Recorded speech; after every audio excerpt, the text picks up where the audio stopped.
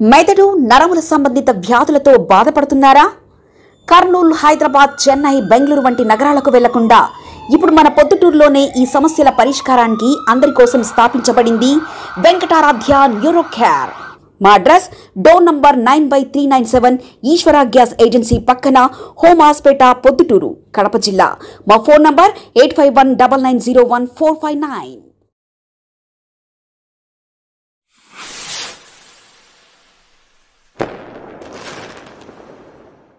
నిన్నటి దినంన చెల్లా రాజా పొద్దుటూరు పట్టణాధ్యక్షుడు తెలుగుదేశం పార్టీకి అయినటువంటి రాజన్న ఒక ప్రెస్ మీట్ పెట్టాడు.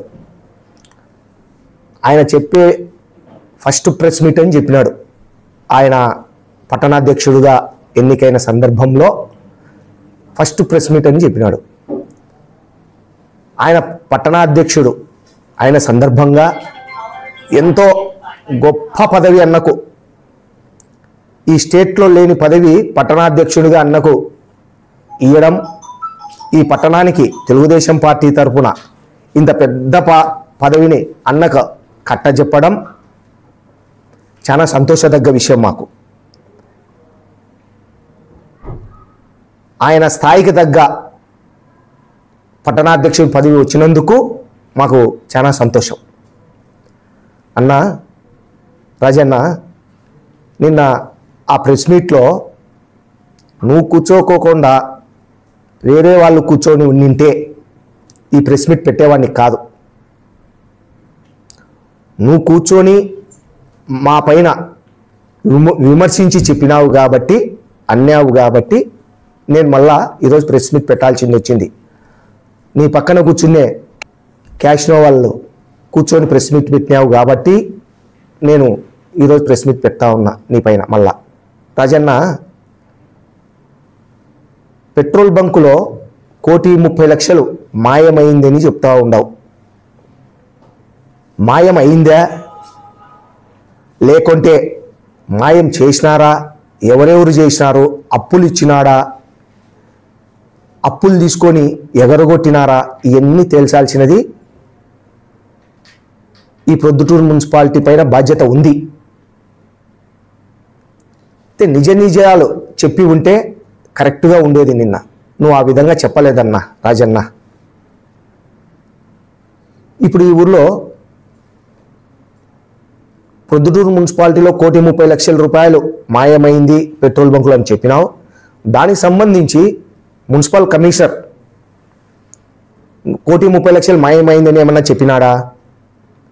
లేదు, చెప్పియండి మీరు. కానీ రాజన్న, నువ్వు, వరదరాజుల రెడ్డి గారు, కొండారెడ్డి, 1 టౌన్ సిఐఈ, 2 టౌన్ సిఐఈ, 3 టౌన్ సిఐఈ, తాలూకా సిఐలు కలిసి మున్సిపల్ కమిషనర్ దగ్గర కూర్చొని ఆ ప్రవీణ్ అనే వ్యక్తి, ఈ పెట్రోల్ బంక్లో మేనేజర్గా ఎవరైతే మున్సిపల్ ఎంప్లాయ్, అతను అవుట్ సోర్సింగ్ కాదు, ప్రైవేట్ వ్యక్తి కాదు, అతను మున్సిపల్ ఎంప్లాయ్, అతన్ని పిలిపించి ఏ విధంగా ఇది జరిగింది, ఏం జరిగిందని విచారించండి. విచారించి ప్రెస్ మీట్ పెట్టింటే బాగుండు. మేము విచారించినామనుకో ప్రవీణ్ను, ఏం ప్రవీణ్ ఏ విధంగా అయిందని మళ్ళీ మేము బెదిరించినాము అంటారు. అందుకని మేము విచారించడంలే, మీపైనే బాధ్యత వేస్తున్నాం. ఆ విచారణ చేసి 1,30,00,000 ఎవరికెవరికి అప్పులు ఇచ్చినాడు ఈ ప్రవీణ్. ఏమప్పులు? డీజిల్ అప్పులు. కేఎంఆర్ కానీ పేపర్లు వచ్చినదే చెప్తున్నా, మాతాంగి అనేవాళ్ళు కానీ, శ్రీలక్ష్మి కానీ, ఇంకొక అతను, ఇట్లా 7-8 పేర్లు 9 పేర్లు ఉన్నాయంటున్నారు. మాకు తెలిసి ఒక 4-5 పేర్లు తెలుసు. ఈ 4-5 పేర్ల వాళ్ళను కూడా పిలిపించి మాట్లాడండి. మున్సిపాలిటీకి ప్రవీణ్ అనే అతడు డీజిల్ మీకు పోసినాడా, పోయలేదా? అప్పు బంగారెడ్డి చెప్పింటే అప్పు పోసినాడా, లేదంటే ప్రవీణ్ అంతకు ప్రవీణే అప్పు పోసినాడా అనేది తేల్చాల్సిన బాధ్యత కమిషనర్ గారి పైన ఉంది.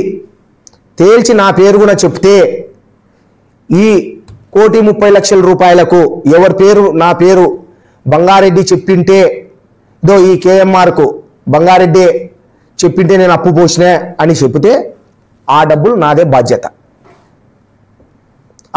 డబ్బులు నాదే బాధ్యత. ఏ పేరు చెప్పినా దాంట్లో చెప్పకపోతే ఎవరిది బాధ్యత? ప్రవీణ్ది బాధ్యత. ప్రవీణ్ కూడా ఊరు ఇడిచిపెట్టిపోలే, అతనేం చనిపోలే, మున్సిపాలిటీలోనే పనిచేస్తున్నాడు. ఈ రోజుకి కూడా స్టిల్ నౌ ఆయన పనిచేస్తున్నాడు. రాజన్న పిలిపించుకోండి, వద్దన్నామా? విచారించండి. ఏం ఒకసారి సిఐఓ ఎవరన్నా గట్టిగా అడిగితే చెప్తారు కదా నిజ నిజాలు. అట్లా చెప్పం, అట్లా విచారించాం, ఊరికి అబాండా బెస్సాం. నీకు ఎంతో విలువ ఉన్నది రాజన్న, నువ్వంటే నాకు ఎంతో అభిమానంగా ఉన్నా, ఇప్పటికీ అభిమానమే. ఇంత చెత్త ప్రెస్ మీట్ పెట్టినావే, అది చాలా బాధగా ఉంది అన్న నాకు నీ పైన అయితే. ఎందుకంటే ఏంది అన్న, ఏంది అన్న స్థాయి ఏంది? ఈ పొద్దుటూరికే పట్టణాధ్యక్షుడే పాపం ఇంత పెద్ద స్థాయిలో ఉండి ఇంత చెత్త ప్రెస్ మీట్ పెట్టినాడని నాకు చాలా బాధగా ఉంది రాజన్న. ఏ ఒక్క రూపాయి అయినా సరే పెట్రోల్ బంకులో ఎవరు పెట్రోల్ పోయి పట్టించుకున్నా కూడా ప్రతి రూపాయి మున్సిపల్ కమిషనర్ ఖజానాకు పోతుంది. బంగారెడ్డి ఖజానాకి ఎట్టొస్తుంది? ఏ విధంగా వస్తుంది? వచ్చిందని తేల్చండి. తేల్చేదానికే కదా మీకు అధికార పార్టీ ఇచ్చింది. ఇప్పుడు అధికార పార్టీలో ఉన్నారు మీరు. ఇది మున్సిపాలిటీ డబ్బు, ఇది ప్రతి రూపాయి కూడా రాబట్టాల్సిన బాధ్యత ఉంది. ఇది మున్సిపాలిటీ డబ్బు. మేము కూడా దీనికి వ్యతిరేకం కాదు. ఎవరమైనా సరే ఈ డబ్బును రాబట్టాల్సిందే. బంగారెడ్డి ఇప్పించినాడా, ఇంకొకరు ఇచ్చినాడా, వరదరాజుల రెడ్డి ఇప్పించినాడా, కొండారెడ్డి ఇప్పించినాడా, రాజన్న ఇప్పించినాడా అనేది కాదు ముఖ్యం. ఎవరు ఇప్పించినా డబ్బులు రాబట్టాలా, దానికి మేము కూడా ముందుంటాం. అయితే విచారణలో మేము ముందు ఉంటే మళ్ళీ భయపడిచ్చినామంటారు రాజన్న. మీరే విచారించండి. విచారించి మా పేర్లు వస్తే విచారణలో ఆ పిల్లోడి ద్వారా దానికి మాదే బాధ్యత రాజన్న. నాకు తెలిసిన వరకు 70 లక్షలు 80 లక్షలు ఇతను కొంతమంది ట్రాన్స్పోర్ట్ కంపెనీలకు ఇతను ఆయిల్ అప్పు పోసినాడు, డీజిల్. ఆ అప్పును రావటమనే నేను కూడా చెప్తా ఉన్నా. దాంట్లో వరదరాజుల రెడ్డికి సంబంధించిన గంగాధర్ అనే అతను కూడా ఉన్నాడు నాకు తెలిసి. అతను కూడా ట్రాన్స్పోర్ట్ నడుపుకుంటున్నాడు. ఆయన కూడా ఏం దొంగోడు కాదు, మంచోడే. ఆయననైనా పిలిపించుకోండి. బంగారెడ్డి చెప్పింటే నాకు అప్పు పోసినాడు ఈ ప్రవీణ్ అని చెప్పి నాదే బాధ్యత. ఆయన కూడా ఒక గౌరవంగా బతికేవాడే గంగాధర్. కొన్ని లారీలు పెట్టుకొని బతుకుతున్నాడు. అతనితో మాట్లాడండి. మీ వాళ్ళే కదా. మీ వాళ్ళు అయినప్పుడు మీరు అభియోగం మా మీద వేసేటప్పుడు ఆ గంగాధర్ను పక్కన కూర్చోబెట్టుకొని గంగాధర్తో చెప్పి, అన్నా లేదా ఆ రోజు బంగారెడ్డి చెప్పింటే నాకు అప్పు పోసినాడు అని అట్లా చెప్పం. ఊరికే ఆ క్యాష్నో గల మాటలు విని నువ్వు ప్రెస్ మీట్ పెట్టావన్నా.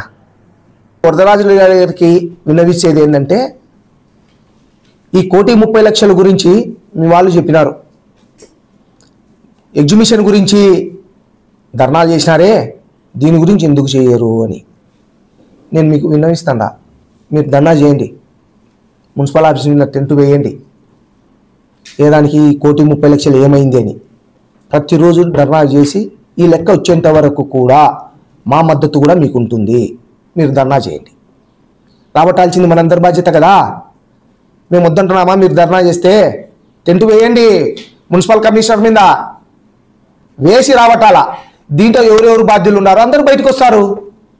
తప్పేముంది అందులో? కమిషనర్ గారు,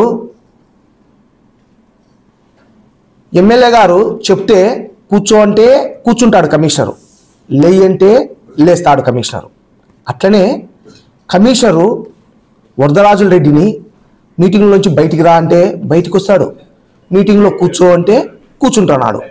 అంత అన్యోన్యంగా ఉండే ఈ ఆఫీసర్లు, ఈ ఎమ్మెల్యే గారు తేల్చండి. ధర్నా చేస్తారా, ఇంకోటి చేస్తారా, ఏం చేసైనా తేల్చామని మేము కూడా చెప్పేది. శివాలయం ఏందో చెప్పినారు రాజన్న. అది కూడా మీ తమ్ముడు ఉన్నాడు దాంతో ఇన్వాల్వ్మెంట్, పోలీస్ అన్న. ఆయన ఈ రోజు కూడా కరెక్ట్గానే చెప్తున్నాడు, నిజంగానే చెప్తున్నాడు, కానీ కరెక్టే. నీలాగా అబద్ధాలు చెప్పలే. బాలరాజ్ అనే అతను నా దగ్గరికి వచ్చినాడు. అన్న, శివాలయానికి సంబంధించి రూముకుగా ఆ దేవలమూళ్ళు 2 లక్షలు నన్ను అడుగుతూ ఉండారు, ఒక 10 రోజులు టైం ఇప్పి అన్న అని నన్ను అడిగినారు. అతను వచ్చి బాలరాజు, అన్న నాకు టైము నేను చెప్తే వినరు, అది కొవ్వూరు రమేష్ రెడ్డి అన్న చెప్పింటే అతనికి ఆ చైర్మన్ పోస్ట్ వేసినాము, కొత్త మీద రఘుకు అన్నతో పోయి చెప్పియండి, చెప్పిస్తే అతను కూడా వినేదానికి ఆస్కారం ఉంటుందని చెప్పిన. పోయినారు. అన్న ఏం చెప్పినాడో నాకు తెలియదు. మళ్ళీ వచ్చి కాలేదున్నా పని కాలే అని అంటే మళ్ళీ నన్ను టైం చెప్పమంటే నేను చెప్పను, నా దగ్గర 1,30,000 లెక్క ఉంది, తీసుకోపో, కట్టుకో, నాకు ఎప్పుడు ఇస్తావన్నీ, నువ్వు ఎప్పుడు కట్టాలనుకున్నావు, 10 రోజులు టైం అంటున్నావు, నేను నెల టైం ఇస్తానా నీకు, నెలకు నాకు లెక్క తీసుకొచ్చి అన్న అని 1,30,000 ఇచ్చింది వాస్తవం. నేను మా ఇంట్లో డబ్బు.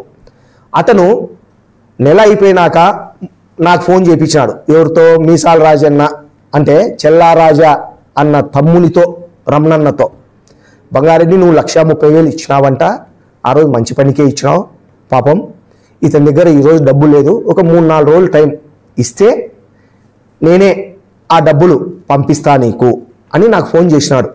కావాలంటే మీ తమ్ముని అడుగు రాజన్న,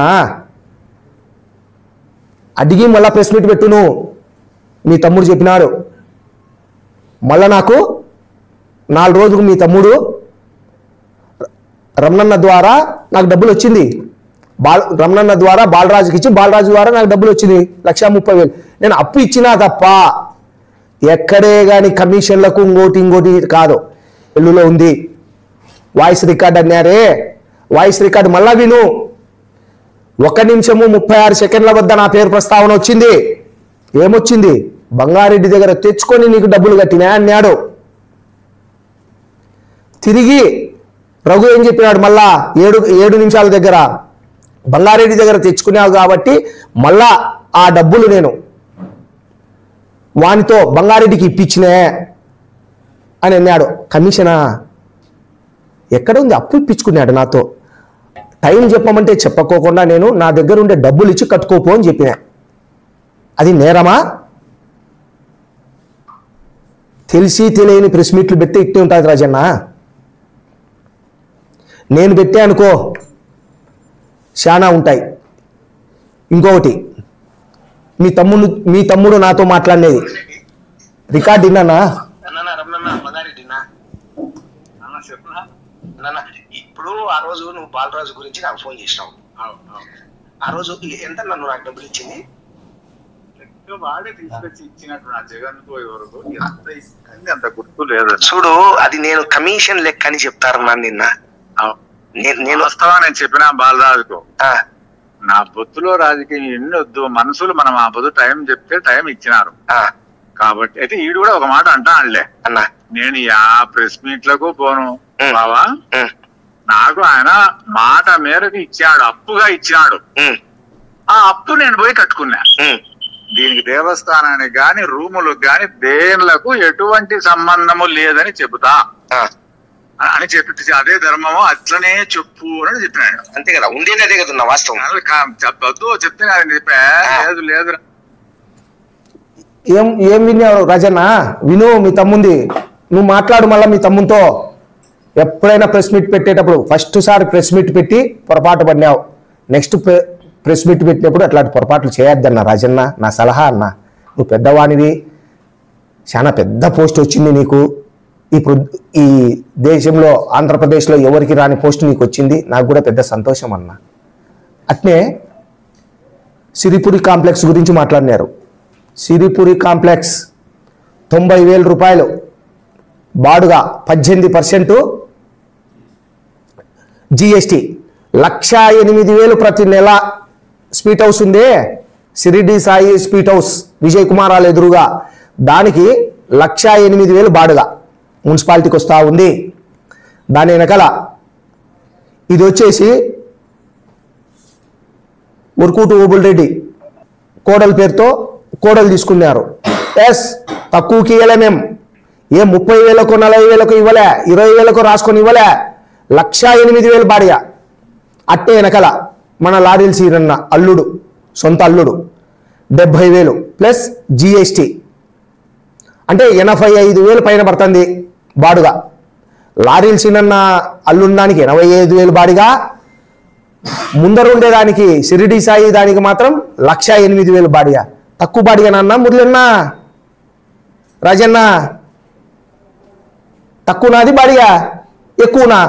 ఈ రాయలసీమలోనే మున్సిపాలిటీకి సంబంధించిన బిల్డింగ్లలో ఈ బిల్డింగులే రేట్ ఎక్కువ,